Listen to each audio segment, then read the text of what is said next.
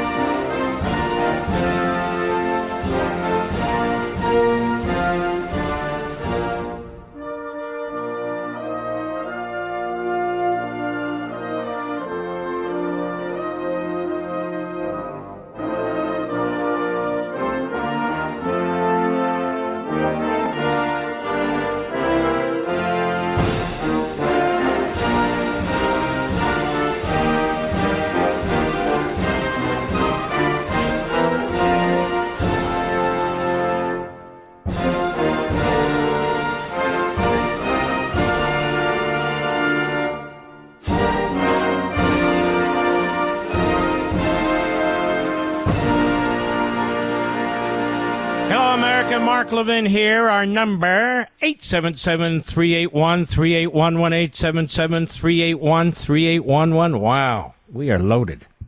I don't mean drunk, I just mean loaded. President Trump and Mayor-elect Mondami look like they hit it off there, Mr. Producer. Maybe they'll be buddies. You never know. I mean, here's the thing about communists. They typically are very charismatic, I think.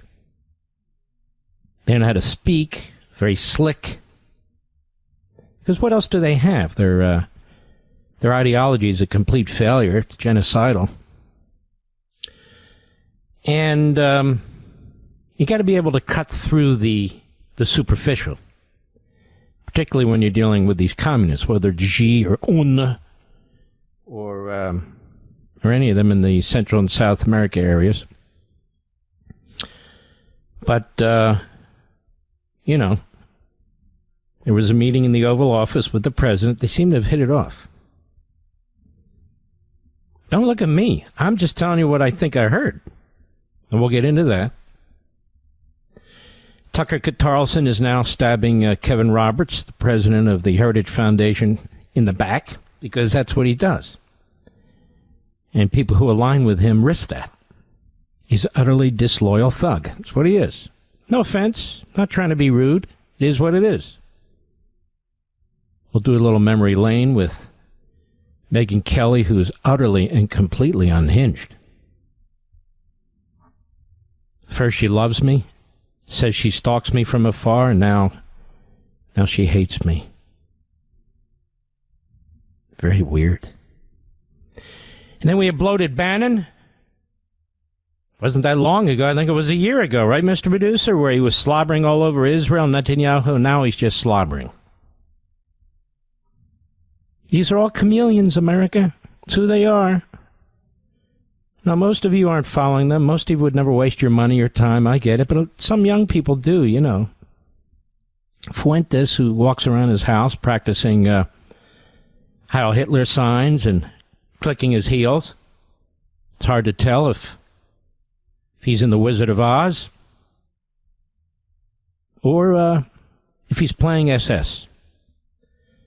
I can tell little Adolf right now that when you're 3 feet 8 inches tall, the SS would never accept you. You'd be thrown in the camps, particularly with a name like Fuentes. What kind of name is that, Mr. B? Is that Mexican? I don't know. I mean, if he's going to deport me somewhere, I'm right here. We're multiple generations American. Where do we deport him to? Mexico? I don't know. He probably wouldn't take him. Who would take him anyway? Well, it's Friday. All the cylinders are hammering away, ladies and gentlemen. I'm in a fantastic mood. Not so much because it's Friday. I'm just in a fantastic mood. It happens, you know. But let us start with the Trump-Mamdani meeting in the Oval Office today and take a listen in. Cut 14, go. For you, you referred to Mr. Mamdani as a communist. Can you describe why you feel that way? And also, will you do anything to stop him from arresting Prime Minister Netanyahu? So the question is, it's a little muddled there. You referred to Mr. Mamdani, he's talking to President Trump, as a communist. Can you describe why you feel that way? And also, will you do anything to stop him from arresting Prime Minister Netanyahu if he visits New York? I think those are pretty good questions, actually. Go ahead. Well, we didn't discuss your second part of the question. And on your first part, I mean, he's got views that are a little out there, but who knows? I mean, we're going to see what works, or he's going to change also. We all change. I changed a lot. Changed a lot from when I first came to office. It's now quite a while ago. It's quite a while. My first term was great. We had the greatest economy in the history of our country. We're doing even better now. We're doing much better now than we did even the first term. And I can tell you some of my views have changed. And we had discussions on some things. I'm not going to discuss what they were, but that I feel very confident that he can do a very good job. I think he's going to be. I think he is going to surprise some conservative people, actually, and some very liberal people. He won't surprise them because they already like him. I'm not sure what all that means, but we certainly look forward to being surprised. It's one thing when people are liberal and they kind of become moderate, or moderate, they become conservative, or people leave the Democrat Party because the Democrat Party left. The guy's a Marxist Islamist. And as recently as yesterday, he was trashing the people in a synagogue, a major synagogue in New York City, those people who were threatened, had horrible things said about them when the Islamists had gathered outside to intimidate them. He says, I don't support that. But these bastards in the synagogue, you know. So I just don't cut people like this slack. I really don't. I really don't. He has said horrendous things. And that doesn't change with the snap of two fingers. It just doesn't. In my humble opinion, I'm just speaking for myself. We couldn't get him on the radio show. We've tried many, many times to get him on the radio show. Cut 15, go. I would like to ask you a question about the Middle East regarding you said that Hezbollah in Lebanon is not in a good position. And Lebanon now is the final unresolved after Gaza and Syria. Given your assessment, like what do you say for the Lebanese today? It's the independent state of Lebanon. And what is your next move to push toward disarmament? Sure. Well, we are pushing for total disarmament of Hamas and, frankly, everybody else. And we actually have peace in the Middle East. As you know, the King of Saudi Arabia just left yesterday. We had some great meetings, and he's made a contribution toward the United States of more than $1 trillion. We have now over $20 trillion coming in. No country has ever had anything like that. That is amazing. That is amazing. Nobody else could pull that off. $20 trillion, that's a lot. And that's an understatement. Go ahead. If you go to 2 trillion or 1 trillion, it's a lot. We have 20 or 21 trillion dollars. I think that Hezbollah has been a problem in Lebanon, big problem.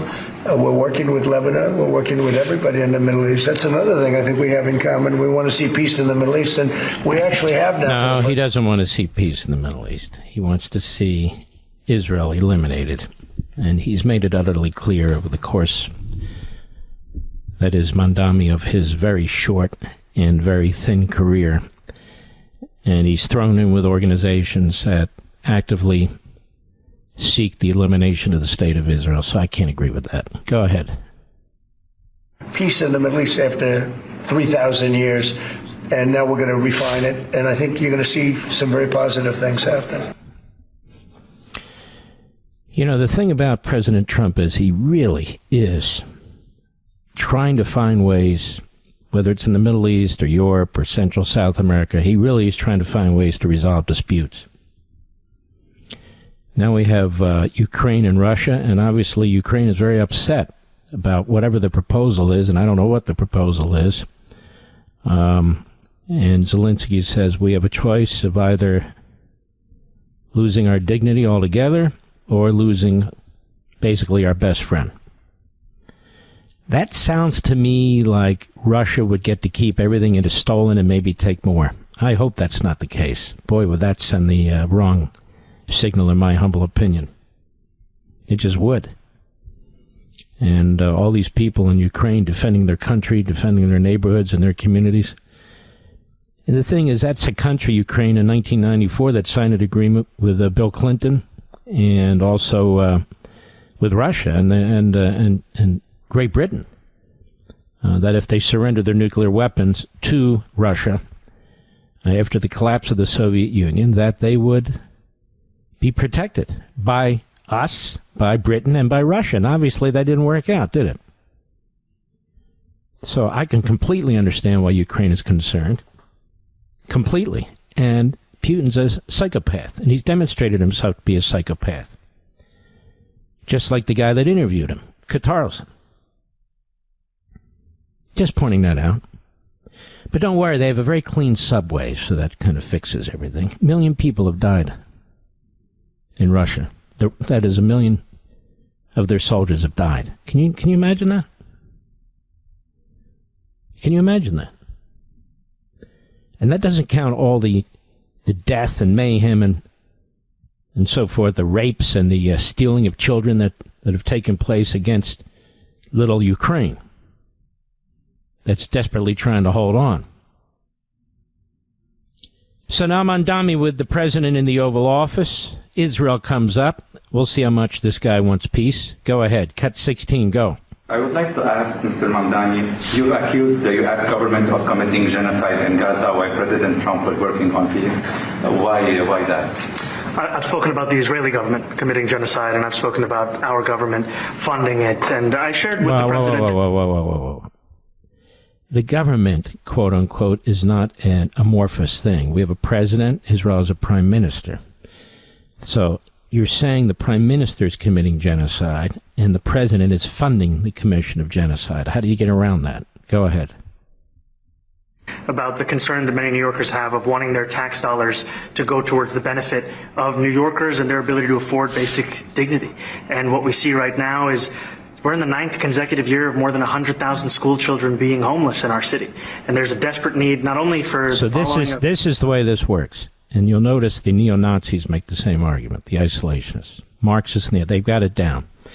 You know, folks, our tax dollars should not go overseas. We all agree with that, right? And so we ought to just stop supporting, really not just Israel, but any of our allies. Now, we've just committed to supporting Qatar, our children, to fight, to defend Qatar. We just committed to do the same for Saudi Arabia. Just committed. We've never committed to do that for Israel. And they're not part of NATO, and Europe is part of NATO, and so forth. You know, the Reagan statement that we're not Fortress America, because if we're Fortress America, we're not going to survive. We're just not, whether it's economics or geographics or militarily. It's just not going to happen. And the enemy will find us as they found us at Pearl Harbor. They're not going to ignore us just because we ignore them. It's not going to happen.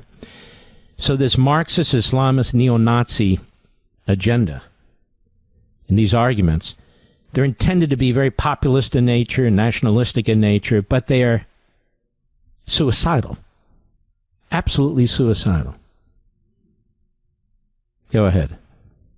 But also the following through on the promises we've made New Yorkers, and I appreciated the meeting we had and the work that we can do. You agree that President Trump didn't do a peace and work hard to make the peace, because he worked hard to do the peace in the Middle East and everywhere.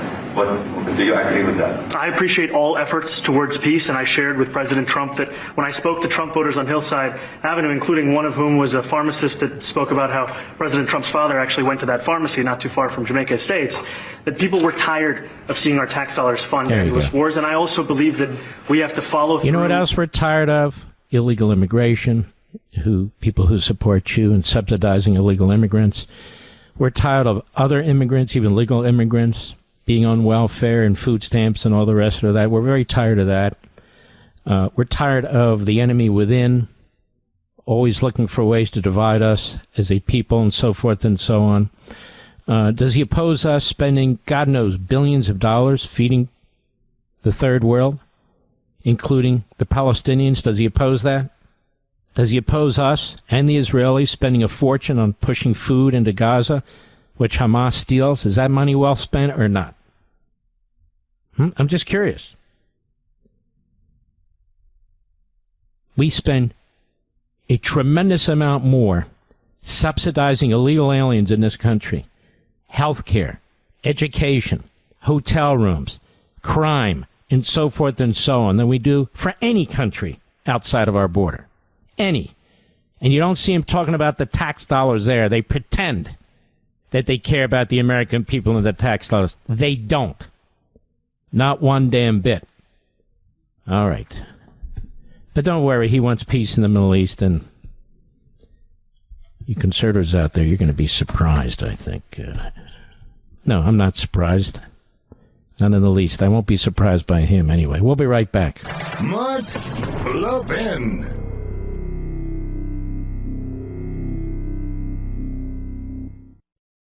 Folks, I have a question for you. Do you believe America's best days are still ahead? With the 250th anniversary of the signing of the Declaration of Independence coming up in less than a year, my friends at the Heritage Foundation are taking stock of the current situation, and they need your input. They've launched a survey on America's future to gauge how Americans feel right now about where we are as a nation and where we're headed in the next 250 years. You know, for decades, your American values have been under attack, but now, with President Trump's administration in office, we have an opportunity to turn the tide and usher in a new golden age for America. But the Heritage Foundation needs to hear from you. What policies do patriots like you most care about? What do you believe are the defining principles of America? What legacy do you believe we should pass on to the next generation? Please visit heritage.org/Levin today and share your feedback and help shape the future of America. That's heritage.org/LEVIN. Paid for by the Heritage Foundation.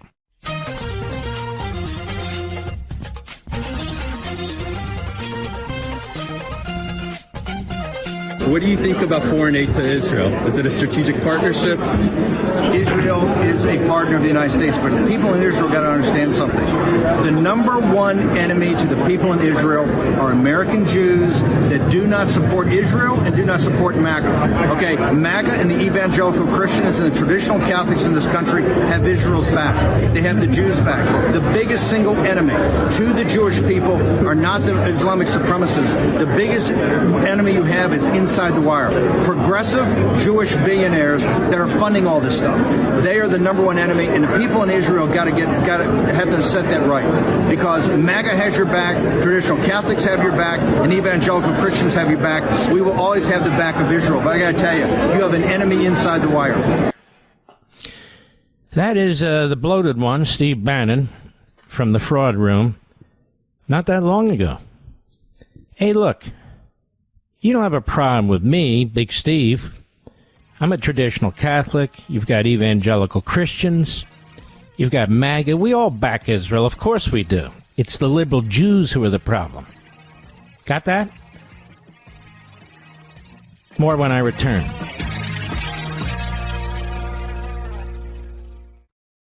We're coming upon the 250th birthday of the United States, and it has me thinking, what will America look like 250 years from now? My friends at the Heritage Foundation want to know what you think. What policies should America prioritize? What principles should carry us into the decades ahead? As America enters a new golden age, Heritage recognizes that this is the time to take stock and to be intentional about how we shape the future of America. And they can't do it without your input. So please go to heritage.org/LEVIN and let them know what you think is important. Without patriots like you stepping up and speaking up for what you believe in, America as we know it can't survive for another 250 years. Please go to heritage.org/Levin, heritage.org/LEVIN. Take the survey on America's future.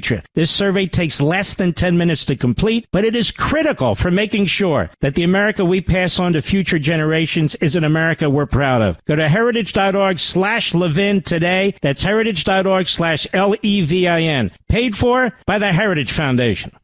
This is the nation's town hall meeting, and you can join in at 877-381-3811. What do you think about foreign aid to Israel? Is it a strategic partnership?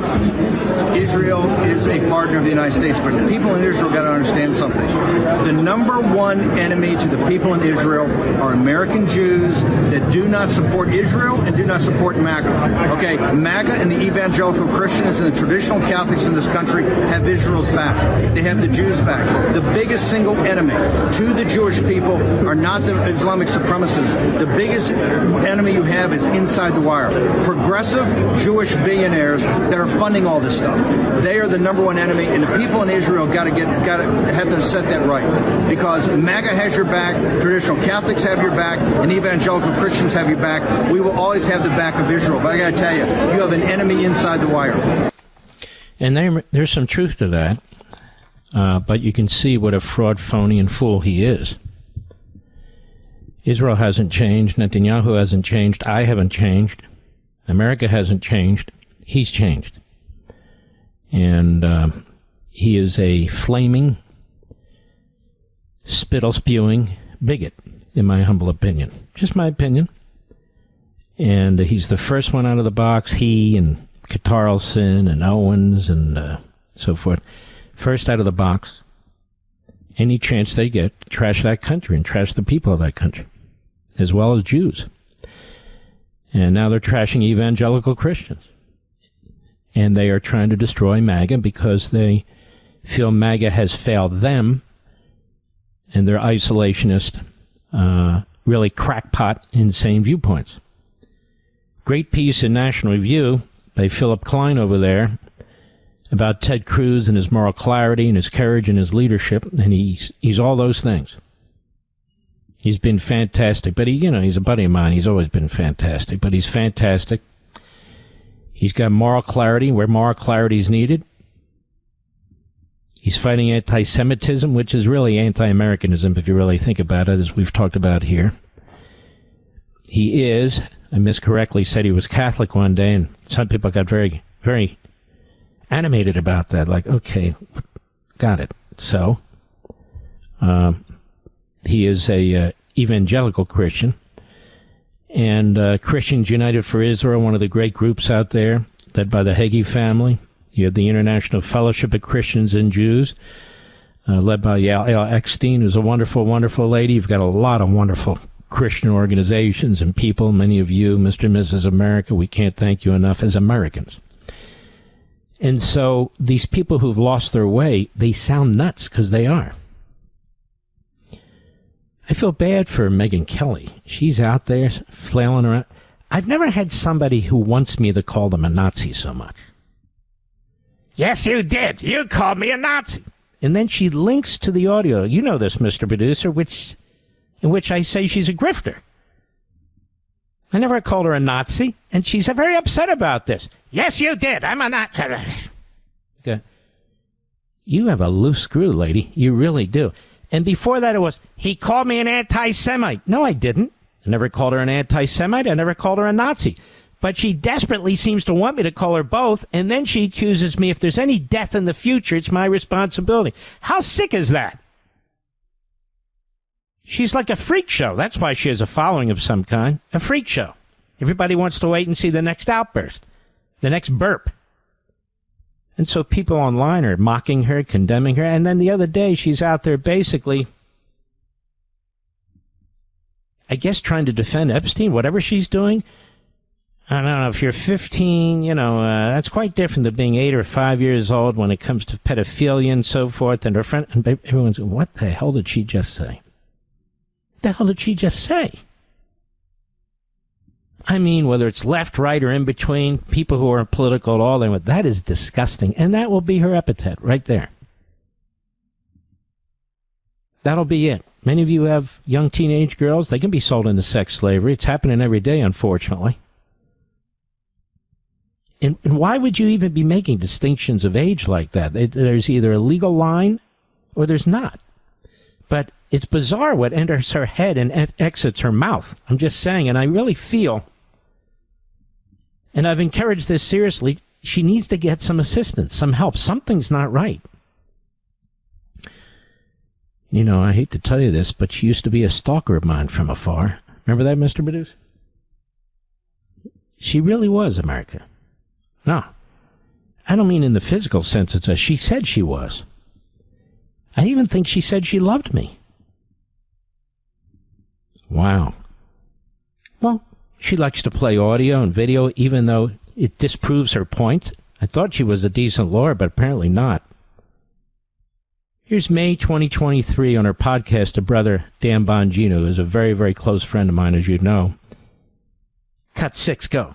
I learned from the best. I mean, Hannity, that's why, like, if he called or his team called, I would always go on for them. And then, Levin's another one. Like, if Mark Levin, the godfather of the movie, he asks you to come on, you just do it, like, out of respect. You don't say, Mark, hold on, I got a pizza down. You just do it. No. You show up. And you shut up. I have no relationship with him, Dan. Too. I just couldn't earlier. That was the only reason. I have this crush from afar on Mark Levin. I've always loved him. The best. I agree with Sean that he's the great one. I listen to everything he says. I read his books, but he only really likes the true believers. And I've always been just more of a journalist who's like, let me hear both sides. So I don't think I'm his number one favorite, but I secretly from afar am like a Mark Levin stalker.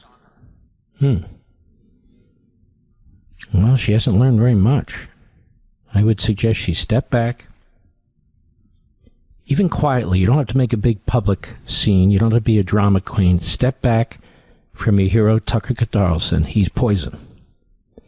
Step back from your sister, in whatever cause you're a sister of hers in, Candace Owens. She is a flat-out,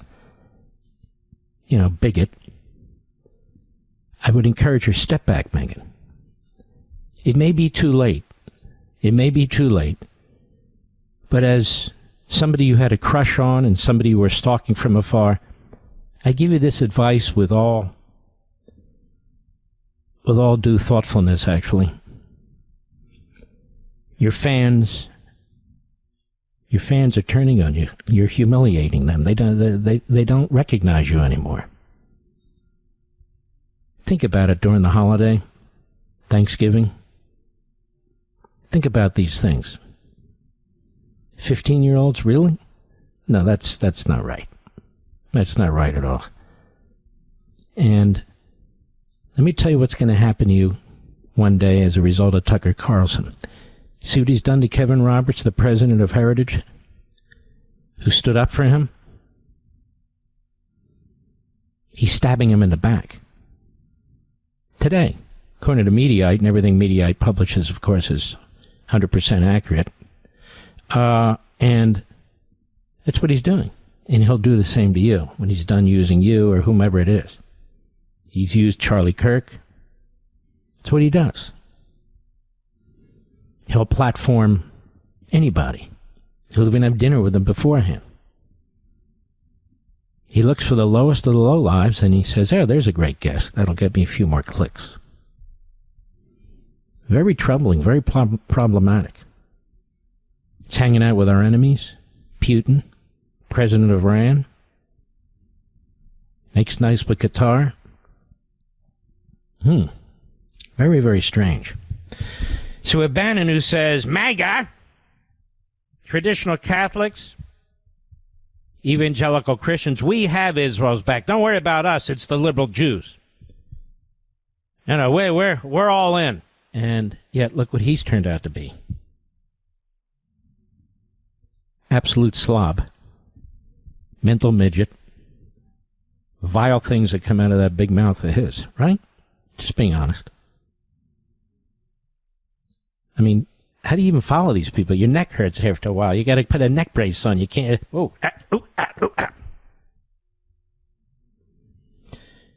Mandami is a fool, a fraud, and a phony. Mandami is a Marxist Islamist. Mandami has said hateful things throughout his adult life. Vile things about our country. Vile things about white people. Vile things about Jews. Vile things. And that's what he said. I just don't forget these things. Everybody, yeah, well, that's okay. He'll be all right. No, it's not all right with me. It's not all right with me. And if it's okay to live in New York, I guess the people who went to Florida are all going to move back to New York. No, Mr. Producer? Nah, it's all right. We can go back now. Right? Are you going to move back into New York City, Mr. Producer? No, you're not. No. He says, no hell. No way in hell. So everybody's going to flock back because he should be fine. He'll be all right. He's worried about your tax dollars going overseas, though. Now, if illegal aliens come into this country, that is foreigners from overseas, then he wants your tax dollars to be spent. Billions and billions and billions of them, right? So the difference between a foreigner overseas and a foreigner here in the United States is if they come in here illegally, he wants to subsidize them. He wants to give them an education. He wants to give them Medicare and Medicaid. He wants to give them housing. They just have to come into the country illegally. Then he will support our money going to foreigners, right? Pretty much. Pretty much. Strange man, really. Stupid, too, in my humble opinion. He's got the gift of gab. Many stupid people do. Many stupid people do. I'll be right back. Mark Levin.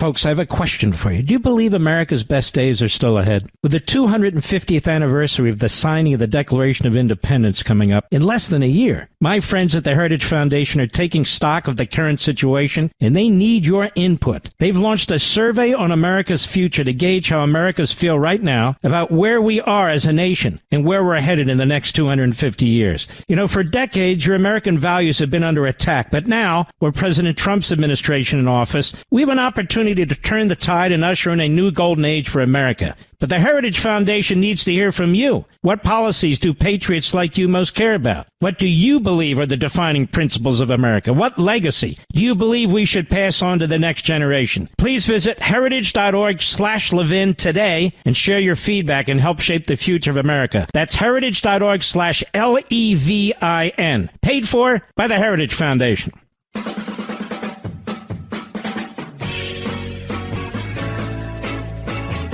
All right, America.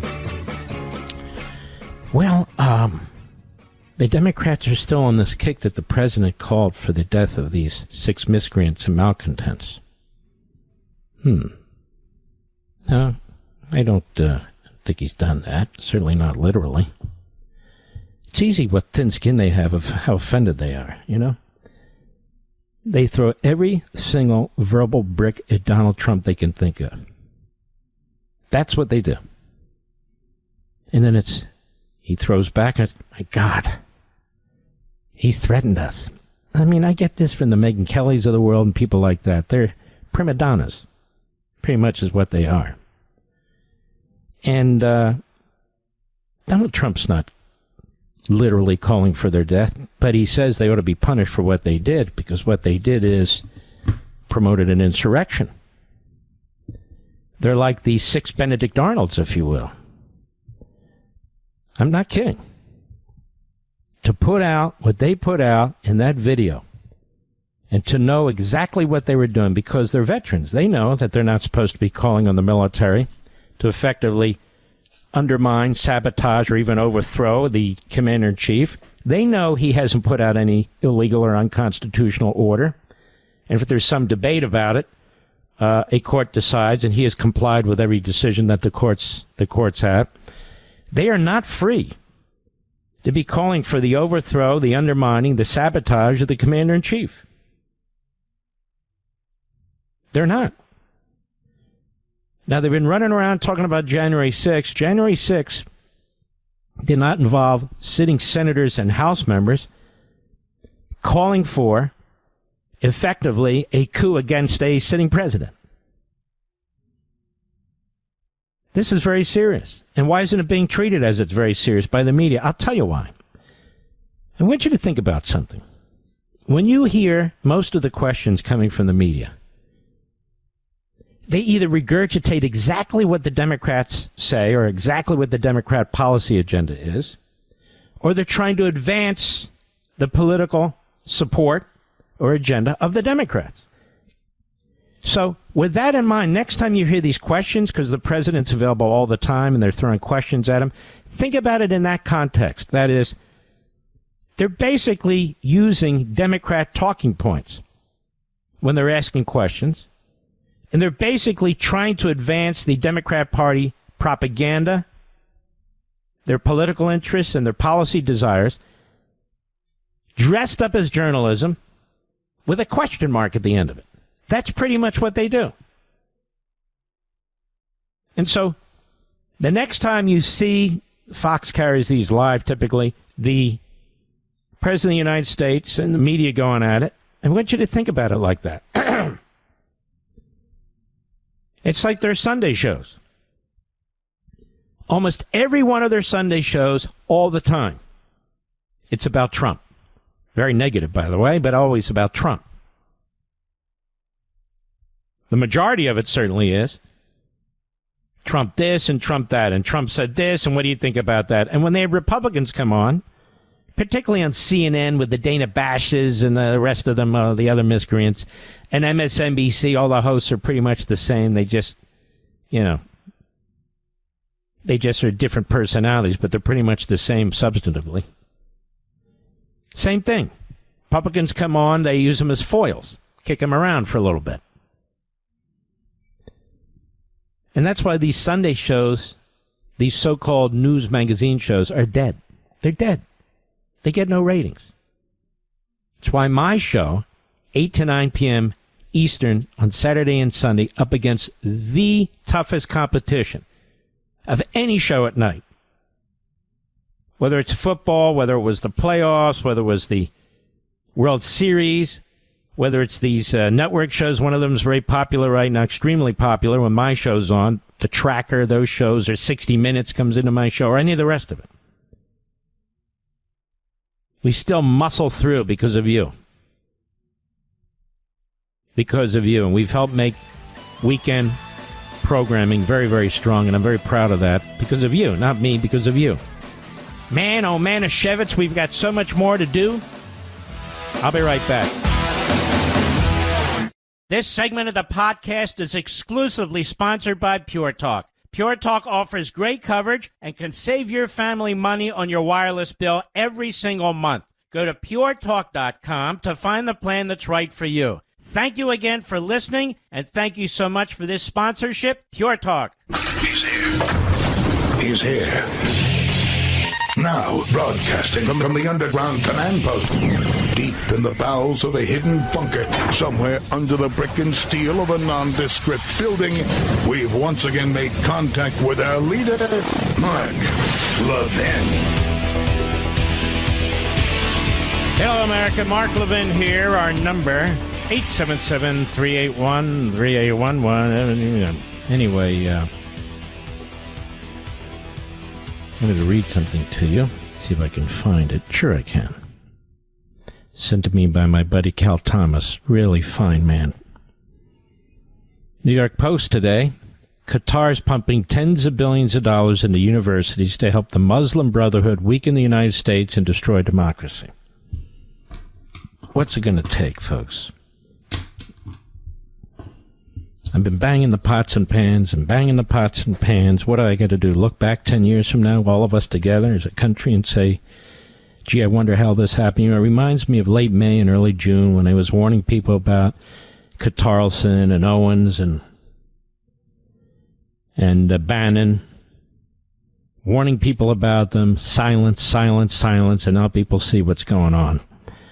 This Qatar thing in Saudi Arabia, but particularly Qatar, it's really stunning to me the extent to which we are blinded by what they're doing. This is the New York Post. It's not me, but it could be me. Qatar has allegedly pumped more than $20 billion into American colleges and other top institutions as part of the Muslim Brotherhood's decades-long plan to infiltrate the United States and destroy democracy from within. A leading research institute warns, while adding that the nefarious funding could be staggeringly higher. Okay? Okay? The Qatar Foundation, which is bankrolled by the country's ruling royal family, has apparently been injecting tens of billions of dollars into institutions to help the Sunni Islamist group carve out toeholds in the educational system. And that is, let's see here. Stick with me. According to a new report by the Institute for the Study of Global Anti-Semitism and Policy. You know, we ignore this at our own peril, and we see what's going on in our schools and colleges and in our streets. What else is needed to prove the point? How does a foreign government get to pour this kind of money into our country? You know, the bigots, the racists, the anti-Semites will go on AIPAC, AIPAC, AIPAC, AIPAC. Come here, look, a stadium full of people all buying hot dogs, okay? That's Qatar. AIPAC would be, you go there, you order a hot dog, you put a little mustard on it. That's the mustard. I mean, these countries are spending tens of billions, if not hundreds of billions of dollars to destroy our country. They do not share our belief system. The royal family Qatar has a bayah, a spiritual oath to the Muslim Brotherhood. So they're pumping in many, many billions of dollars into our universities, K through 12 schools and cultural institutions, using influence and soft power to promote its ideology. Dr. Charles Asher Small, executive director of the group, claimed in an interview with the New York Post. Well, they've got the receipts to prove it. They certainly do. Cornell University over the years, Small alleged, with smaller amounts doled out to schools such as Georgetown, Texas A&M, and Brown University. This is the tip of the iceberg, Small said, of the eye-watering sum he estimates could be at least $100 billion. Now, they're throwing around $1 trillion, so to destroy America and to own America, $100 billion is nothing to these people. Adding that the group has only looked at a few universities so far. They've looked at a few universities, and they count $20 billion. Cornell receives funding to run a medical school in Qatar that has seen roughly 600 graduates from 50 countries across Asia and the Middle East, and that the money remains in Qatar, a spokesperson insisted. Telling you. Budgeted funding for the medical school in Qatar has averaged approximately $156 million per year from 2012 to 2025, totaling $2.2 billion. Virtually all funding remains in Qatar for the Weill Cornell Medicine Qatar School operations, they added. Nice. We are proud to be the first U.S.-based university to offer an MD degree overseas to educate and train doctors and scientists in patient care, biomedical research, and improving quality of life. Meanwhile, Georgetown has received over $1 billion in funds from Qatar, according to Small, which was put forward as education in the social sciences. Middle East studies, of course. And funding of the most important diplomatic training program in the U.S., if not the world. It's a very impactful use of soft power, he said. Georgetown did not respond to requests for comment. Good Lord, and we let this go on. They own half of Congress. The administration promotes this stuff. The media. You got media that go over there and slobber at the public trough. Businessmen all over the place. Boy, oh boy, oh boy. The group also discovered $1.3 billion had been given to Texas A&M by Qatar. Following years of searching, Small said the group found a contract between the Qatar Foundation and the university agreeing to fund over 500 research projects conducted at the school's Qatar campus, which was established in 2003. Now, the contract, let's see here. The contract ceded all intellectual property rights to the foundation, that is to Qatar. And the school confirmed in a statement to the Post, adding that the faculty creating the IP are appropriately compensated. So whatever is developed belongs to Qatar. Faculty which create intellectual property at Texas and A&M at Qatar received 37.5% of the net licensing revenue from the IP, the statement said. The remaining is distributed 33.3% to the Qatar Foundation, 29.2% to Texas A&M, and Qatar to reinvest in research. Of these, 58 projects have dual use for military purposes, and dozens, it just goes on and on. The amount of money that these Arab countries, particularly a handful of them, are pouring into our country, into our institutions, anyway. It's just staggering. That's why in many respects Israel just doesn't have a chance. Not a shot. No way. But this to me is just, I want to thank the New York Post. But that's okay. Bannon will back Israel no matter what, right? What's that cut, number 6, Mr. Producer, just to remind our audience? Go. What do you think about foreign aid to Israel? Is it a strategic partnership? Israel is a partner of the United States, but people in Israel got to understand something. The number one enemy to the people in Israel are American Jews that do not support Israel and do not support MAGA. Okay, MAGA and the evangelical Christians and the traditional Catholics in this country have Israel's back. They have the Jews back. The biggest single enemy to the Jewish people are not the Islamic supremacists. The biggest enemy you have is inside the wire. Progressive Jewish billionaires that are funding all this stuff. They are the number one enemy, and the people in Israel have to set that right. Because MAGA has your back, traditional Catholics have your back, and evangelical Christians have your back. We will always have the back of Israel. But I got to tell you, you have an enemy inside the wire. MAGA has your back. Now, MAGA does, actually. When they do the polls on MAGA, MAGA is very strongly pro-Israel, was very strongly pro-Israel in its war with Iran, and very strongly pro-American use of our bombers to take out those nuclear sites. So MAGA is that. Bannon is not. And neither is the rest of his ilk. I'll be right back. Mark Levin.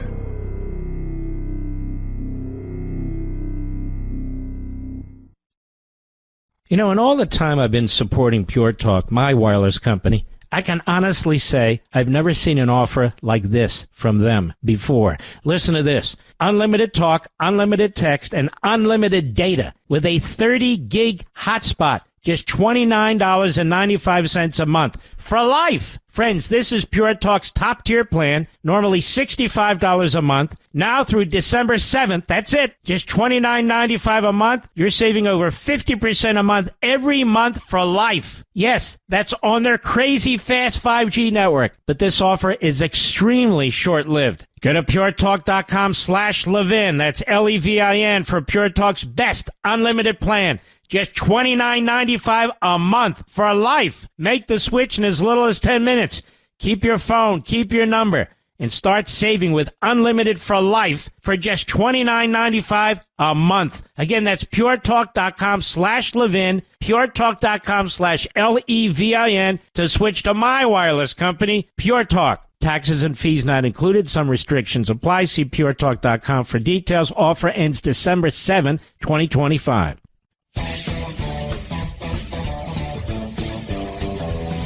Elizabeth Warren is a complete nut job. Here's what she had to say today. Go. JP Morgan Chase is Jeffrey Epstein's bank, a close personal relationship that spans years. I mean, ask yourself, shouldn't this be in the JP Morgan Chase advertisements? How long they served Jeffrey Epstein long after his criminal conviction for sexual misconduct with underage girls.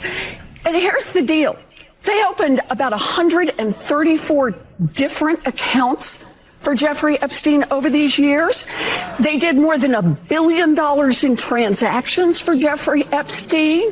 Yeah, they had a $50 million line of credit. He literally could walk into the bank and get $50 million from JP Morgan Chase. So what I'd like to do over on the banking committee is I'd like to have Mr. Diamond and some of those other bankers come in and under oath testify about exactly what the financial trail is that kept Jeffrey Epstein afloat for so long. Can I ask you folks a question? Why is she waiting until now to do this, Mr. Producer? They controlled the Senate for years, the House and the White House. Why just now? I mean, she'd be more credible if she'd been fighting for this. You know, I don't know how long she's been in the Senate. One day is too long, but 10 years? But she just wake up one day and suddenly she said, I'm on the banking committee, and what I would like to do is, I don't care if they do that, fine by me, but that's not my point. My point is, what's the sudden epiphany here? By the way, I'm reading a great book. Mr. Producer, if you can grab it off Amazon and post it, I'd appreciate it.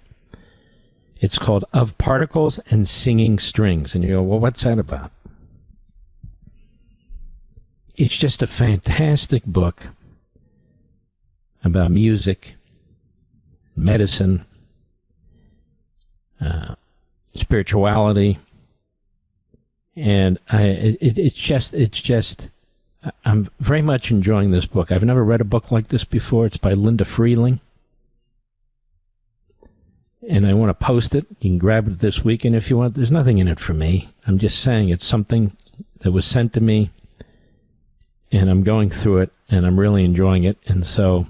You don't hear me say that often. No, we have authors I enjoy. Please don't get me wrong. But this book is in particular, it's that I'm really enjoying. Again, it's Of Particles and Singing Strings. And you can find that on Amazon.com. I'm certain of that. Let's see. It's a publisher. It might even be self-published. I don't much care, but I don't think so. Palmetto Publishing. In Charleston, South Carolina. Palmetto Publishing. But regardless of the publisher, Of Particles and Singing Strings. Check it out on Amazon.com. We're going to link to it, but I'm really enjoying this book. And, I mean, it's got conversations in here. It's got individuals in here. Much of it, I'm sure, is fiction. It's just, I've really never read anything like it. You know, I don't read a lot of fiction either, by the way. But it seems to be a real combination of things, just a very well-written and unique book by Dr. Linda Freeling. So I'd encourage you to check it out, Of Particles and Singing Strings. You can tell somebody poured their heart into that book. And you might want to check it out. Chrissy Holohan, does anybody know who that is? Did you know who that was, Mr. Producer, before you pulled this up? Nobody does. She's a nobody, but she happens to be a representative, a Democrat from Pennsylvania. And she was one of the 6 who put out that video, and now she's a victim. They all play victim. They call for an insurrection, right? They're trying to incite the military to overthrow the elected president of the United States, fundamentally, to reject his orders if they think they're illegal. If they think they're illegal. Who's ever heard of anything like that? And now he slams back. He's called for my death. Cut 4, go.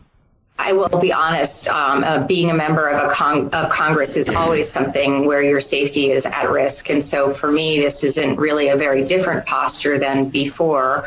Of course, I'm very And why are worried you talking about it at all? I mean, you just said it's not a very different posture, so why are you even bringing it up? Why? Because the media are pushing this. And what did I say like a half hour ago? If you want to know the policy positions and the talking points of the Democrats, just listen to the media. It's the same thing. They're exact. There's no room between them, no space. Go ahead. And my team and my family, but I think I'm just continually stunned by the fact that I'm worried about it is because the commander-in-chief, the president of the United States, has called for my death. Let's stop. The commander-in-chief, who you said should be ignored by the military. You called for effectively an insurrection. You encouraged individuals in the military to usurp the President of the United States. That is enormously dangerous, because that could also lead to violence, and the man was almost assassinated twice. Almost twice. And you talk like this about the president, you talk about these things, and he lashes back, and now you're the victim? Well, why'd you start the whole thing, would be my question. Go ahead. Thing that should just be chilling for everybody, and everybody should be worried about their safety in this nation when the president can wield that sort of No, I'm worried about my safety in this nation because of the neo-Nazis, the Islamists, and the Marxists. That's why I'm worried about my safety. And I have a legitimate reason, I won't get into all of it, to be worried about my safety. And no, Megyn Kelly, if something happens to me, I don't think it's your fault. It doesn't get any lower than that. You have become just sick, pathetic. But there's a lot of people out there who have to worry about their safety now, unfortunately. And Charlie Kirk was one of them, and he even had a phalanx of security guards that couldn't save his life. Because if somebody wants to take you out, they're going to take you out. That's what I've figured out. I mean, I won't get into it, but it is something to worry about. So, go ahead with the clip, please. She's done. She finished. She's not alone. Mark Kelly, cut 3, go. By the way, I don't think there's anything more American or patriotic than standing with the Constitution. We're a country of laws. If anybody in the chain of command, anybody asks you to do something that's illegal, not only should this guy doubles down, see. Somebody asks you to do something that's illegal or unconstitutional. Okay, so millions of people who are in the military, and if any one of them thinks that what the president's asking them to do is illegal, they shouldn't do it? Is that what he's saying?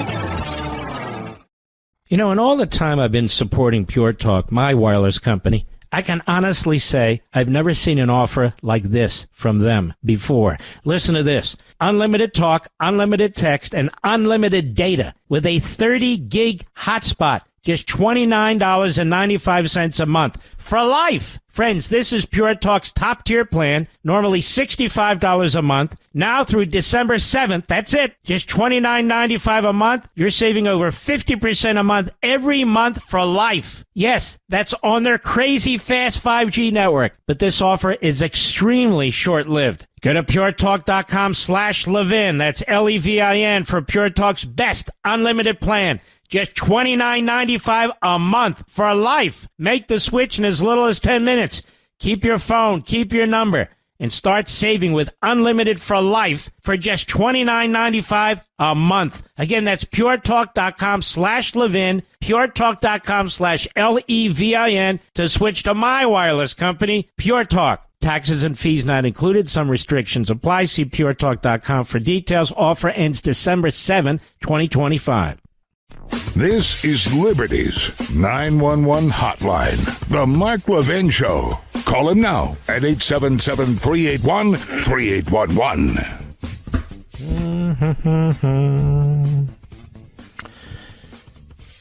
Mike Johnson on Capitol Hill yesterday. He responds to all this from the Democrats. Obviously, the Epstein thing is dying, so now they got to grab onto the next thing. Cut 2, go. The words that the president chose are not the ones that I would use, okay? Obviously, I don't think that this is these are crimes punishable by death or any of that, okay?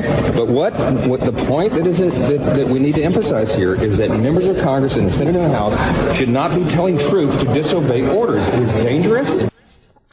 Mm-hmm. I agree with everything you just said there. I really do. But they're going to blow them off. They're going to blow them off. Now we have this Cherphillis McCormick. That's right, I said it. Democrat, Florida, on Capitol Hill yesterday. She and others have been indicted for alleged $5 million in fraud on FEMA funds and so forth. Just shocking. Cut 13, go. Your thoughts on the indictment, please. Well, it's an unjust indictment, and it seems like these intimidation tactics have been pervasive. Why are they intimidation tactics? I mean, here's the thing, folks. It's like with the mortgage stuff with Letitia James and Adam Schiff and these sorts of things. Did they sign these documents in violation of the law or not? This isn't complicated stuff. $5 million? Moved around, hidden, so forth and so. That's not complicated stuff either. You either did it or you didn't do it. And so now they have all this retribution, and this is part of a pattern, and this, that, and the other thing. It's amazing. Now, how many Democrats have come out and condemned this McCormick and asked for her to resign? None. We're going to wait till the process works out. Go ahead. Is getting censured, all in hopes of intimidating and kind of distracting from the Epstein files. And I look forward to my day in court. Oh, the Epstein files. I see. And what exactly is in the Epstein files? What's in the Epstein files? Nothing related to Trump in any notorious or untoward way. Nothing. Zero. Take attention from the Epstein files. So all these fools talk about are the Epstein files. Go ahead. Myself and actually state the truth, but if this is what Congress is becoming, where they're always trying to intimidate you, scare tactics, especially attacking. Nobody's trying to intimidate you. The question on the table is whether you're a crook, whether you stole money from the American taxpayers. I'm sure Mondami will be very worried about that, Mr. Producer, because he's going to be a great steward of the tax dollar there in New York. He'll be great at it. I want to read you something that is in the City Journal. It's a great publication. Teaching terrorism in American classrooms. A California nonprofits teach Palestine lessons, smuggle pro-terrorist propaganda into K through 12 schools. Sometimes you want to throw your arms up and just forget about it, right, Rich?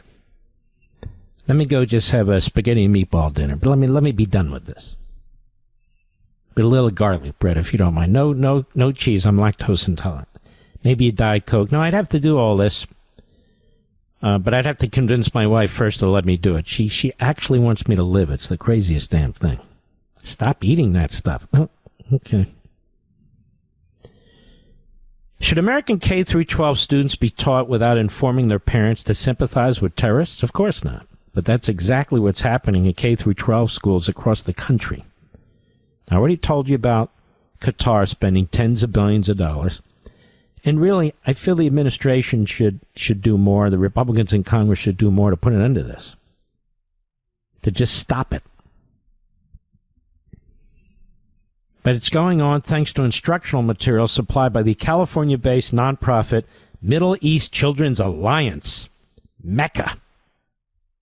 Isn't that clever, Mr. Producer? Mecca. And unearthed by Defending Education. Mecca's Teach Palestine lesson plans reach up to 160,000 American teachers. Go on to share those materials with young, impressionable students. You wonder why we have these people in the streets? You wonder why we have people who are susceptible to little Adolf and Catarlson and people of that sort? The curriculum distributed under the auspices of both Rethinking Schools and the Zinn Education Project, that's a dead giveaway right there, a so-called progressive nonprofit publisher and advocacy organization, respectively, whitewashes Hamas terrorism and promotes anti-American narratives. Much like Mandami, by the way, our new friend. Forget reading, science, and arithmetic. The new fundamentals are revolution, systems of oppression, and anti-Semitism. That sounds familiar. In California's Sequoia Union High School District, an ethnic studies teacher whose 2023 lessons on the Israel-Gaza war sparked widespread community backlash attended an in-person Mecca event, quote, Palestine in our classrooms, unquote, in January 2024, which focused on, quote, building content knowledge about Palestine, including history and culture, and providing pedagogical approaches and resources. Pedagogical. An email invitation from organizers noted that Palestine is not just the subject of an ongoing colonial project. No, it has a rich and beautiful culture that should be shared.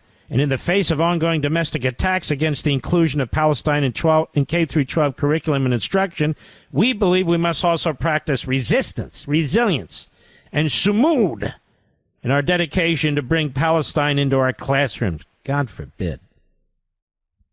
We're going to be building tunnels in our classroom, Mr. Producer? What are we going to do? In Arlington Public Schools in Virginia, right outside of Washington, D.C., Arlington, you know where the Pentagon is based, a teacher's assignment accused Israel of genocide, much like Mandami today, our new friend, and asked students leading questions like, how does Israel use the Holocaust to victimize themselves, show an example of a logical fallacy? Now, the neo-Nazis are really into this of late. The lessons brought the teacher into conflict with school administrators, one of whom asked her how the material corresponded with the state's English language art standards.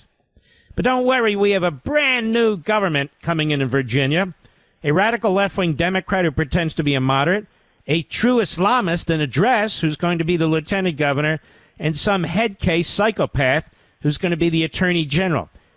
If you had 2 bullets, wouldn't you shoot the former speaker? Oh, yes. Would it be Mao, Hitler, Stalin, or the former speaker? The former speaker, of course. He got elected. Now, this teacher shared Mecca links on all staff listserv, encouraging others to use the organization's materials. Portland. The Portland Association of Teachers and Oregon Educators for Palestine. Oregon Educators for Palestine. They encourage members to use Teach Palestine resources in their Know Your Rights Guide, published in May 2024. You know, it'd be better if we just closed down all the damn public schools. I'm telling you the truth. Oh, what would they learn? They wouldn't learn this. A Chicago area teacher led an effort to get the National Education Association to rescind its endorsement of President Biden because of his support for Israel, such as it was. Recommended her school use Teach Palestine resources, as well as those of American Muslims for Palestine, an organization under investigation by the state of Virginia. Earlier this year, a report by the Network Contagion Research Institute, NCRI, revealed multiple points of contact between Mecca and radical terrorist organizations. Mecca's director of Gaza programming once served as deputy director of the Union of Healthcare Worker Committees, recognized by USAID in 1993 as a smokescreen for the Popular Front for the Liberation of Palestine. That's a terrorist organization. Hello. A U.S.-designated foreign terrorist organization. Mecca's founder reportedly conducted meetings with Laila Khalid, a PFLP member, perhaps better known for her role in 2 airplane hijackings. What the hell is going on here? But it's the Jews, right, Tucker? Oh, yeah. Yeah, that's them, you know.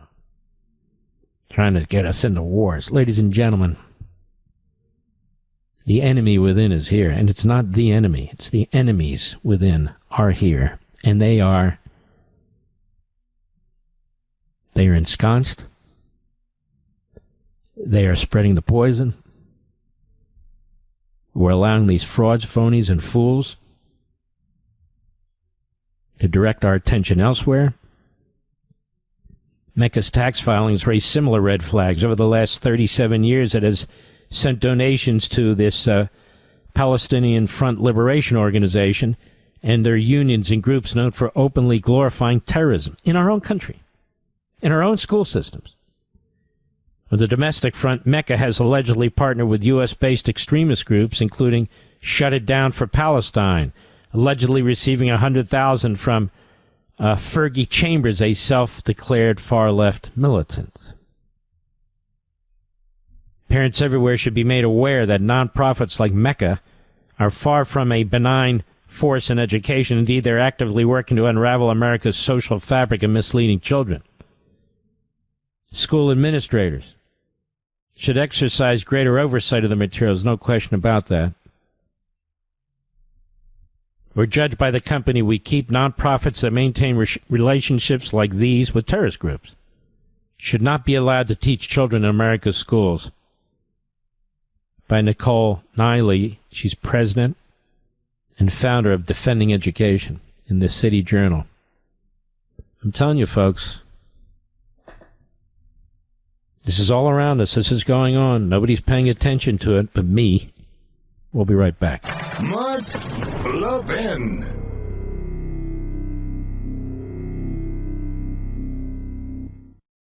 You know, in all the time I've been supporting Pure Talk, my wireless company, I can honestly say I've never seen an offer like this from them before. Listen to this. Unlimited talk, unlimited text, and unlimited data with a 30-gig hotspot. Just $29.95 a month for life. Friends, this is Pure Talk's top-tier plan, normally $65 a month. Now through December 7th, that's it. Just $29.95 a month. You're saving over 50% a month every month for life. Yes, that's on their crazy fast 5G network. But this offer is extremely short-lived. Go to puretalk.com/Levin. That's Levin for Pure Talk's best unlimited plan. Just $29.95 a month for life. Make the switch in as little as 10 minutes. Keep your phone, keep your number, and start saving with unlimited for life for just $29.95 a month. Again, that's puretalk.com/Levin, puretalk.com/Levin to switch to my wireless company, Pure Talk. Taxes and fees not included. Some restrictions apply. See puretalk.com for details. Offer ends December 7, 2025. I learned from the best. I mean, Hannity, that's why, like, if he called or his team called, I would always go on for them. And then, Levin's another one. Like, if Mark Levin, the godfather of the movie, he asks you to come on, you just do it, like, out of respect. You don't say, Mark, hold on, I got a pizza down. You just do it. No. You show up and you shut up. I have no relationship with him, Dan. Too. I just couldn't earlier. That was the only reason. I have this, like, crush from afar on Mark Levin. I've always loved him. The best. I agree with Sean that he's the great one. I listen to everything he says. I read his books, but like he only really likes the true believers. And I've always been just more of a journalist who's like, let me hear both sides. Let me whatever. So I don't think I'm his number one favorite, but I secretly from afar am like a Mark Levin stalker. Better lock the doors tonight, don't you think, Mr. Producer? I've seen movies that make me nervous. You know what I'm saying? Better lock the doors and watch the cats. I don't have any cats, of course. Oh, Megan, what happened to you? We barely knew you. We have a Muslim civil rights group called CARE. It's not a civil rights group, of course. It was founded, as you know, by Hamas activists in Philadelphia.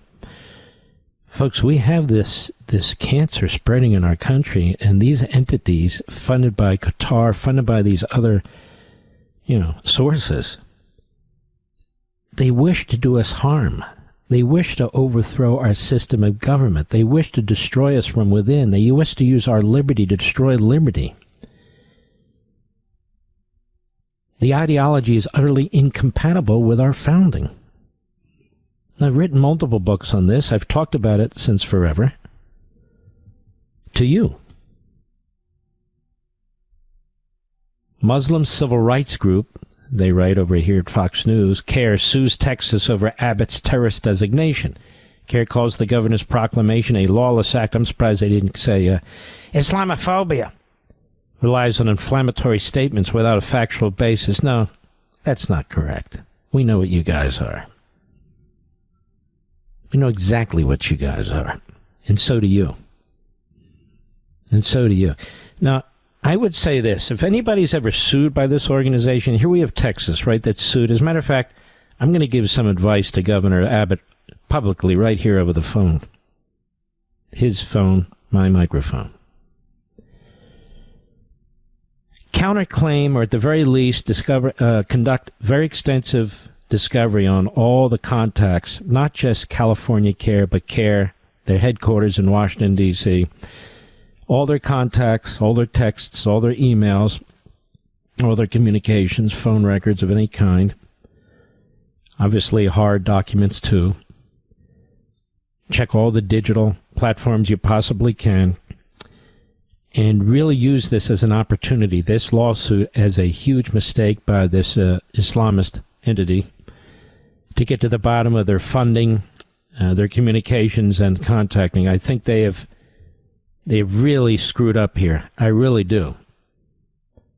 And they're suing Texas over Abbott's terrorist designation. This is the perfect. All that kind of discovery would be completely relevant. Completely relevant. And so they should do it.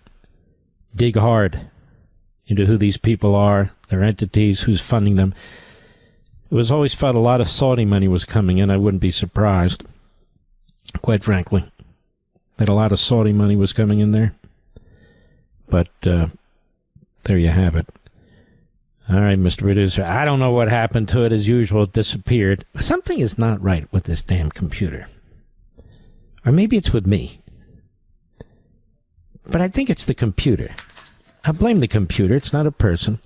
So we have to resend that list, and we'll cover it next hour. Okay, Rich? We're live and national. We are quasi-professionals. This is what we do. But not all day, not all the time. Quasi. 2 fantastic shows this weekend on Life, Liberty, and Levin, 8 p.m. Eastern Time. Please set your DVRs, because you're going to be running around like a turkey without your head, trying to get ready for Thanksgiving, or there's football. There's a lot of cool things going on. I'm no fool. I know it. Set your DVR. But 8 p.m. Eastern Sunday, 8 p.m. Eastern Saturday, we have 2 damn good shows with great guests, too. You're going to love them. And we'll see you then, okay? The Power Hour is next. I shall return.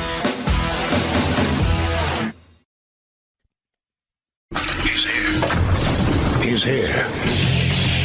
Now, broadcasting from the underground command post, deep in the bowels of a hidden bunker, somewhere under the brick and steel of a nondescript building, we've once again made contact with our leader, Mark Levin. Hello, America. Mark Levin here. The Power Hour, the final hour of the week. Our number, 877-381-3811, 877-381-3811. There's some breaking news, at least good through the weekend here. The Associated Press. Texas asked the Supreme Court today for an emergency order to be allowed to use a congressional redistricting plan that is favorable to Republicans in the 2027 elections, despite a lower court ruling that it likely discriminates on the basis of race. Now, we talked about that. It doesn't discriminate on the basis of race. But as I said, there's no space between the media and the Democrats, of course. This is the way that works. And that's the way it's always going to work. Anyway, it goes on. The state is calling on the High Court to intervene to avoid confusion as congressional primary elections approach in March, so they're right around the corner. Justices have blocked past lower court rulings in congressional redistricting cases, most recently in Alabama and Louisiana, that came several months before elections. The ruling of the Supreme Court holds for now. Texas could be forced to hold elections next year if the lower court ruling is upheld, using the map drawn by Let me rephrase this. It's very poorly written. So if the Supreme, let's see here, the panel of federal judges ruled 2-1, as you know. If the ruling holds for now, Texas could be forced to hold elections next year using the map drawn by the GOP-controlled legislature in 2021 based on the 2020 census. All right. And then, of course, they keep putting Trump in here, demanded Trump in. That has nothing to do with the law and the Constitution. They can't control it. So that was the other point I raised in hour one. That is, they're going to continue to, quote-unquote, report in a way that advances the talking points and policies of the Democrat Party. So that's what this whole article is. But to cut to the chase, Texas appealed to the Supreme Court. They said, look, we have an election in March. This wasn't race-based. Can you please stay the decision of the lower court? We'd be more than happy to come there and argue this case. And Sam Alito, who oversees this part of the federal appellate circuit, he stayed it until the rest of the court has an opportunity to take a look at this. So here again, because of the lower courts, here again, because of lower court judges acting like activists, like radical Democrat lawyers, and I don't care who appointed them. That's irrelevant. At least for this purpose, because we know the so-called Trump judge we're talking about. At least for now, through the weekend, we'll see what happens while the rest of the justices get to chime in. But it could have been worse, right? I suppose the court could have said, no, that's all right, let it go. But they can't let this go. Because this is really an outrage by the Democrats and by their judges. No question about it. All right, let's keep moving. Report. Minnesota Somali Medicaid fraud investigation. This is, I'm telling you, this has to be the third or fourth story I've done about this sort of thing. Today, reveals terrorist link. Largest funder of Al-Shabaab is the Minnesota taxpayer. I'm sure Mandami would be very upset about this, too. Not. He's our new friend. I guess all the Republicans who said we'll be able to run against him in one race after another throughout the country, I guess that's not going to happen now, huh, Mr. Producer? No. And at least Stefanik said he's a jihadist, and the president was asked about it, and he said, no, I disagree.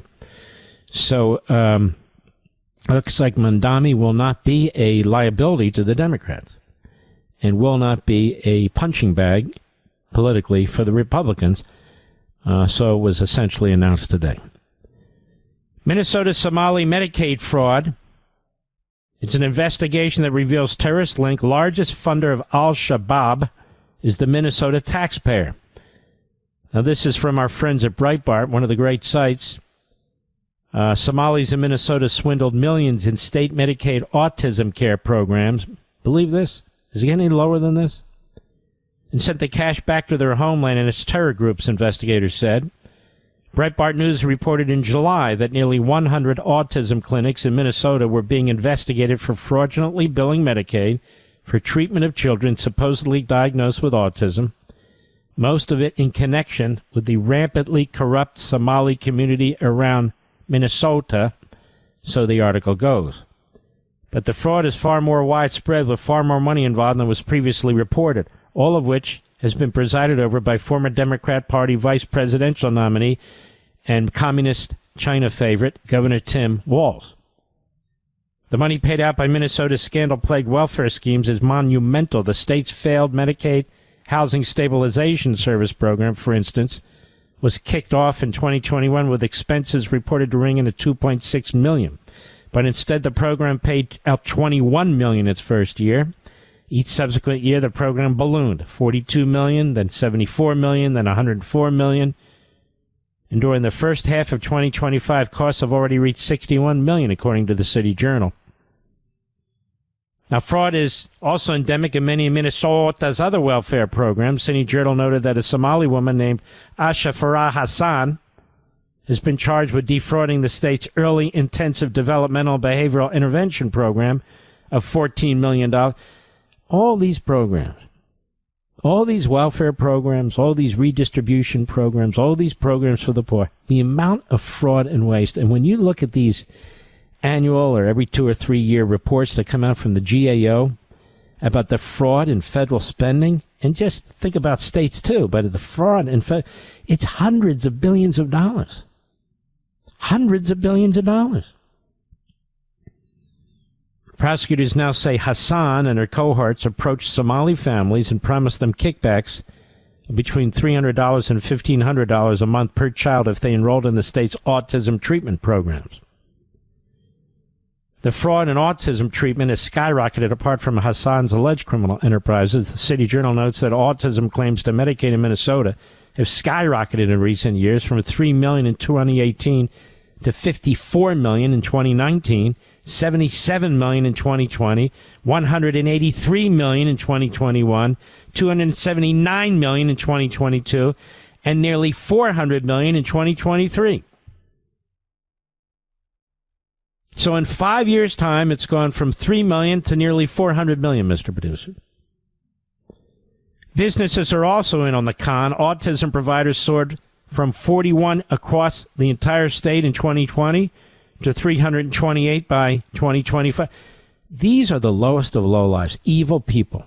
They use autism as a camouflage for this kind of massive theft of the taxpayer. It's just disgusting. The theft was so deep that 1 in every 16 Somali 4-year-olds in Minnesota had been officially diagnosed with autism, a rate that is more than triple the state average. And this is all in addition to Feeding Our Future scam that has resulted in 70 Minnesota Somalis being indicted for $250 million in fraudulent food aid. This is not an isolated scheme, Joe Thompson, the U.S. Attorney, said in a press release. From Feeding Our Future to housing stabilization services and now autism services. These massive fraud schemes from a web that has stolen billions of dollars in taxpayer money. Each case we bring exposes another strand of this network. But we can't find where to cut spending, no. And most of these cases, unlike a lot of Medicare fraud and Medicaid fraud cases nationally, aren't just overbilling, he said. These are often just purely fictitious companies solely created to defraud the system, and that's unique in the extent to which we have that here in Minnesota. I guess this is part what happens when you don't vet the immigrants coming into the country, right? Clearly. As they bring their culture and their attitudes and their practices with them. I'll be right back. Mark Levin.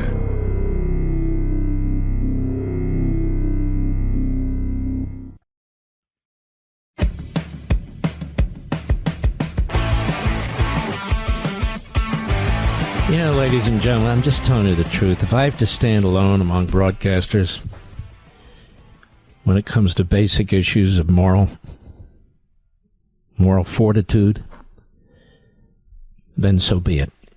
There are a few of us, but not enough.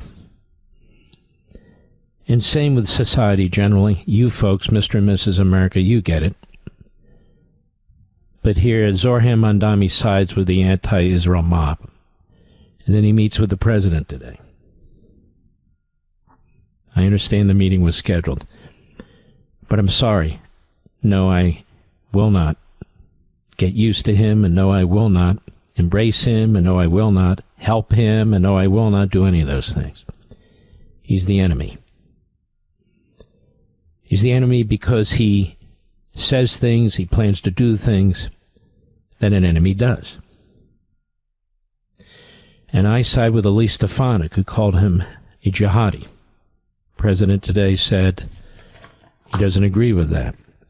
I do agree with that, just one man's opinion. Given all the years of hate and vile and poison that he has spilled into the public square, one meeting doesn't fix all that. Doesn't fix it for me, anyway. Just one man's opinion. And I'll get into that a little bit more. There's an excellent piece written in the Free Press that I want to share with you soon. So here, this is from the editors at the Free Press. New Yorkers know about this. Many of you may not. On Wednesday evening, a mob of Palestinian activists stormed the entrance to the Park East Synagogue in Manhattan. So these people can't even meet at their place of worship without vile intimidation and threats. From New York to Gaza, globalize the Intifada and resistance. You make us proud. Take another settler out. One agitator repeated, we need to make them scared. The head rabbi of the synagogue, Arthur Schneier, is a 95-year-old Holocaust survivor who was born in Vienna in 1930. He has vivid memories of Kristallnacht, the night of broken glass, when Nazis rampaged throughout Germany and Austria, attacking Jewish shops, synagogues, and homes, injuring and killing Jews in a horrific pogrom. Now he gets to see the same human material that shattered the glass of synagogues in Berlin and Vienna in 1938, right outside his own synagogue, said another New York rabbi. If you asked the organization screaming at Jews on the sidewalk outside, they would have told you that they were protesting a settler recruiting fair. One might think that this would be a fairly easy call for Mayor-elect Zoran Mandami. He could have simply stated the obvious, that no one should be shouting at Americans on their way to church, mosque, synagogue, temple, to practice the religious liberty the founders promised all of us. He could have taken a page from outgoing Mayor Eric Adams, who said on X, when you desecrate one house of worship, you desecrate them all. Instead, Mandami ordered an alarming equivocation. His spokesperson, Dora Pekek, on Thursday said the mayor-elect has discouraged the language and used at last night's protests and will continue to do so. He believes every New Yorker should be free to enter a house of worship without intimidation, and that these sacred spaces should not be used to promote activities in violation of international law. In violation of international law. What violation of international law could possibly be happening in a synagogue on the Upper East Side of Manhattan on a weeknight in November? What war crimes could the families gathered there be committing? If you asked the organizers screaming at Jews on the sidewalk outside, they would have told you that they were protesting a settler recruiting fair. Their promotional material said, no settlers on stolen land. Now, this is Judea and Samaria, America, the birthplace of Judaism, which is, in effect, a birthplace of Christianity, too. Now, that was a lie. There was no settler recruiting fair on Wednesday at Park East Synagogue. Instead, there was a program sponsored by Nefesh B'Nefesh, an organization that helps facilitate the emigration of Northern American Jews to Israel.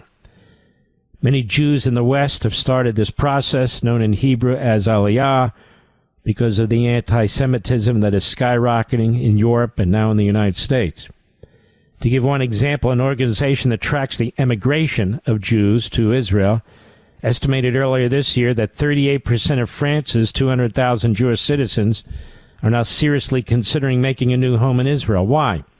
Because, I'm speaking now, not the newspaper, because France has been overrun by Islamists. That's why. It's not safe to be a Jew in the streets of Paris anymore. That's why. To be clear, Nefesh B'Nefesh does not sell land in any part of Israel at its events. The group simply provides information on how to make a new life in the Jewish state, providing job resources, locations for Hebrew language training, and other services for future immigrants. But even if Park East Synagogue hosted an event where an organization was selling Israeli land, the idea that it's somehow illegal or anything other than completely normal is grotesque. The centrality of the land of Israel is a core tenet of Judaism itself. For 3 millennia, Jews have been moving there long before the Zionist movement even began in the 19th century. So by insinuating, as Mandami, our new friend, that conservatives will one day learn to like, by insinuating that Park East Synagogue was violating international law, Mandami was laundering the lies and libel of a hate group. And make no mistake, it's just that. In February, it organized a riot, the same group, in the Orthodox Jewish neighborhood of Borough Park, Brooklyn, promising to flood Borough Park, a direct lift from Al-Aqsa flood, the name Hamas affixed the October 7, 2023 slaughter. And I could go on. So the mayor is a bastard for the things he says and promotes. And no, I will not get along with him or anybody like him. Period. I'll be right back. Saving America, one show at a time. The Mark Levin Show, 877-381-3811. I'm going to have a very exciting and special announcement, I think early next year. I don't know how early, but I'm going to have it. Very, very excited about it, and I will let you know. Don't worry, still TV, radio, and so forth, but I'm going to do something else as well. All this that has taken place over the last 6 to 8 months has told me more and bigger platforms, Mr. Producer. What do you think of that? Yes, Mr. Producer doesn't know either. Marjorie Taylor Greene has announced, apparently through CNN, that she will be retiring from Congress on January 5th, Mr. Producer.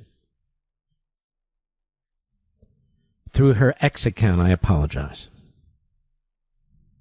Deeply sorry.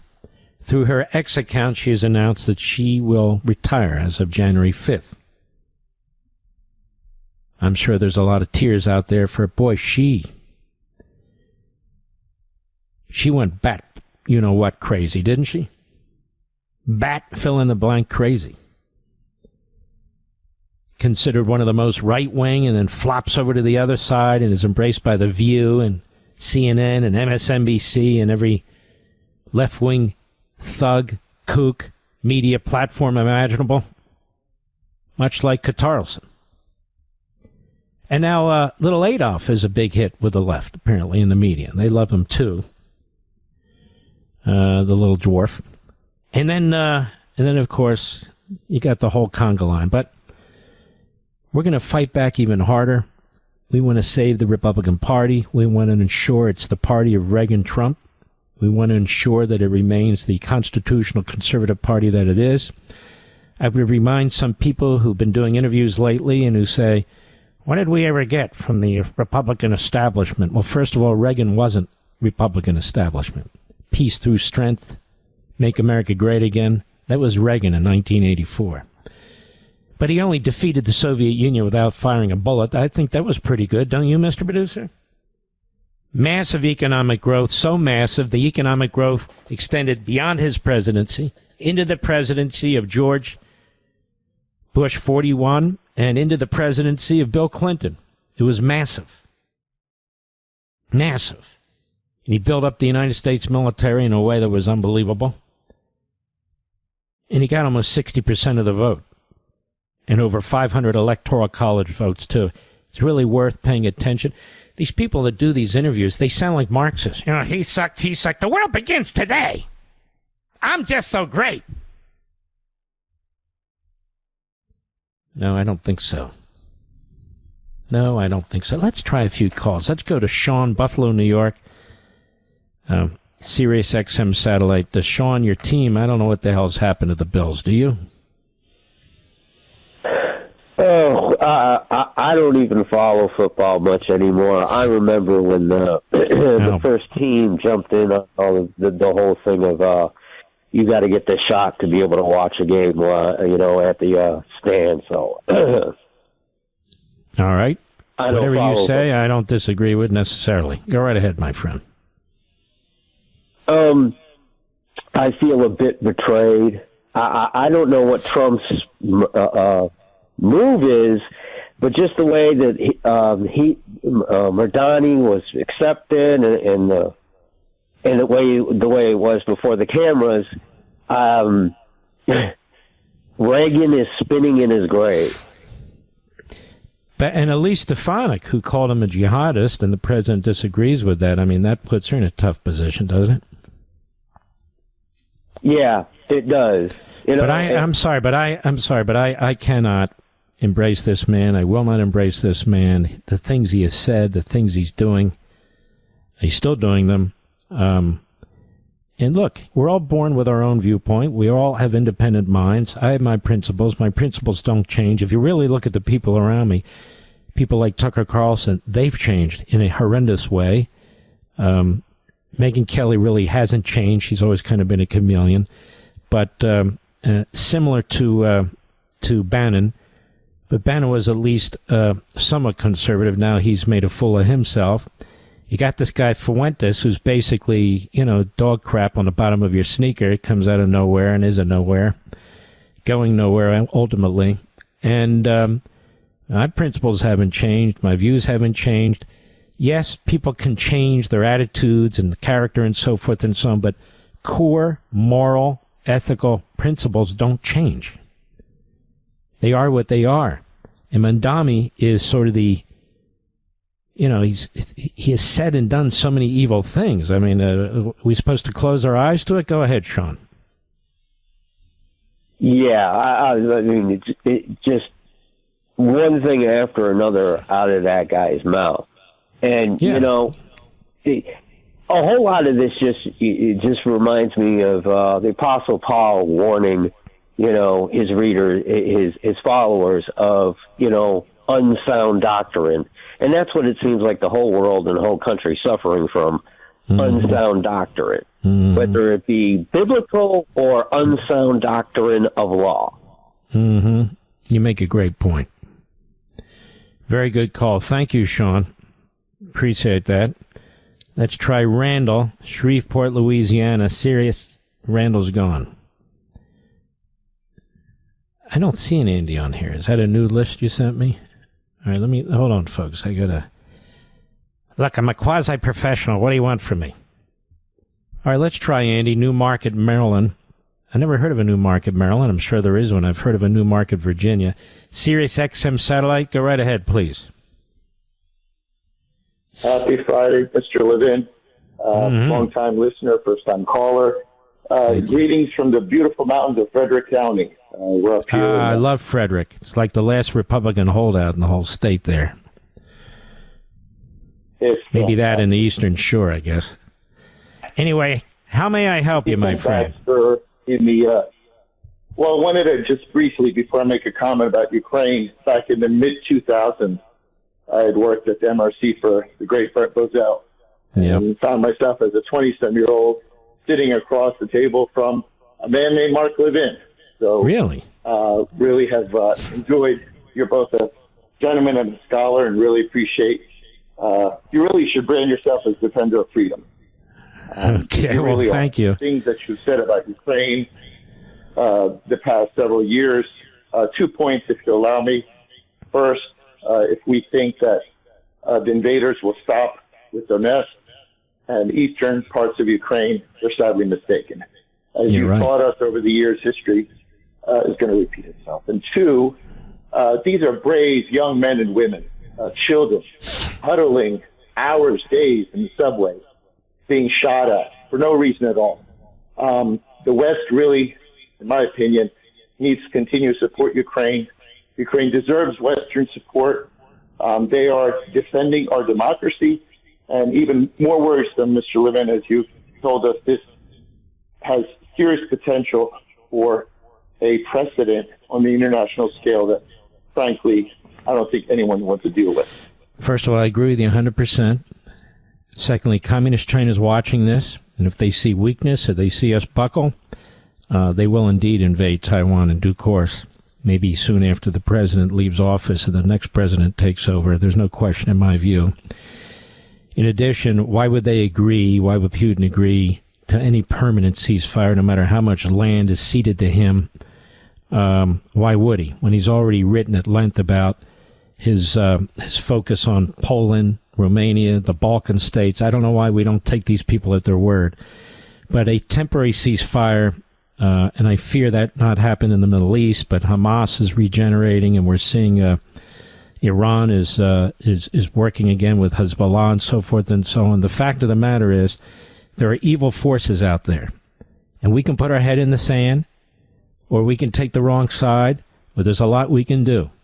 But I use my own judgment, my own research over the decades, my own writing over the decades, my own knowledge and experience over the decades, and draw my own conclusions.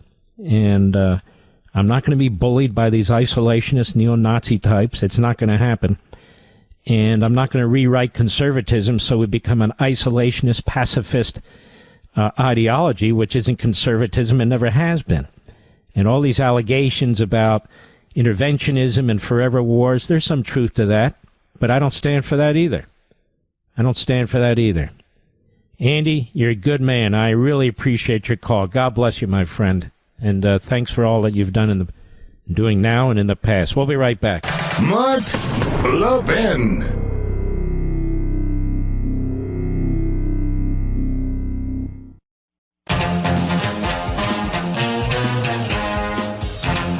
I hope you have a great weekend, by the way.